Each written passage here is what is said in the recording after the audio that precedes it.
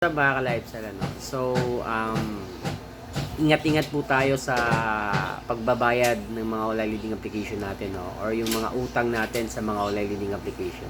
Especially kung matagal na tayong nagjuju, no? And then, panay tawag sa atin yung mga agent, no? And then, make sure po, alamin po natin yung mga background ng mga online leading application, ano? Bago tayo magbayad, no? Kasi, malay mo, itong mga leading application na nautangan mo is matagal na palang nag-shutdown, no? Or na-rebook, or let's say na-read na matagal na, no?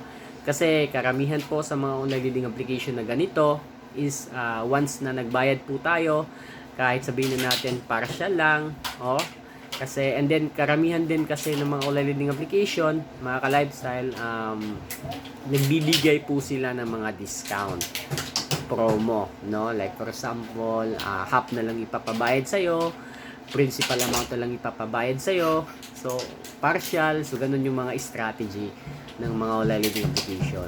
So believe me or not mga ka-lifestyle, ano, yung ganitong klaseng mga strategy, karamihan po dito, once na nagbayad po tayo, kahit partial lang, is hindi po nagre-reflect agad.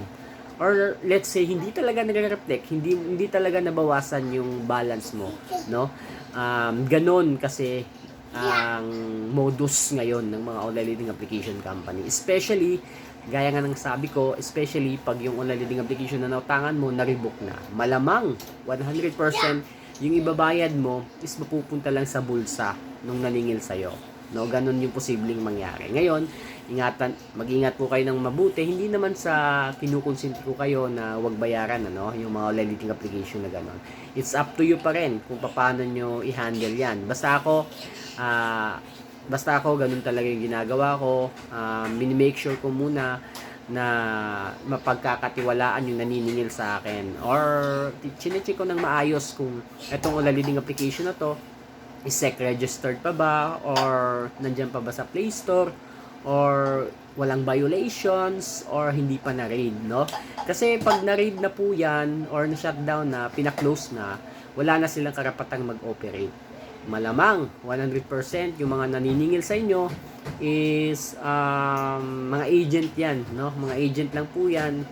Sa kanila lang mapupunta yung ibabayad nyo. Especially kasi meron silang commission din at the same time. So hindi natin alam, ano, kung saan, kailan, paano nangyari na nakakapag-operate pa rin itong mga online leading application na to, kabila ng na-shutdown na sila talaga, ano. So again, huwag po kayo basta-basta padalos-dalos sa pagbayad, especially pag nagbigay sa inyo ng discount, no, partial, basta alam nyo na yan mga ka-lifestyle, no, alam nyo na yan. Pero ganun pa man, meron din naman kahit papaano ilan na tumutupad sa usapan. Let's say na once na nagbayad kayo, nagre-reflect agad. Yung iba lang hindi talaga nire-reflect, no, kasi madugas or scammer din yung ibang tumatawag sa atin. So ganun lang kasimple mga ka-lifestyle, no. Peace.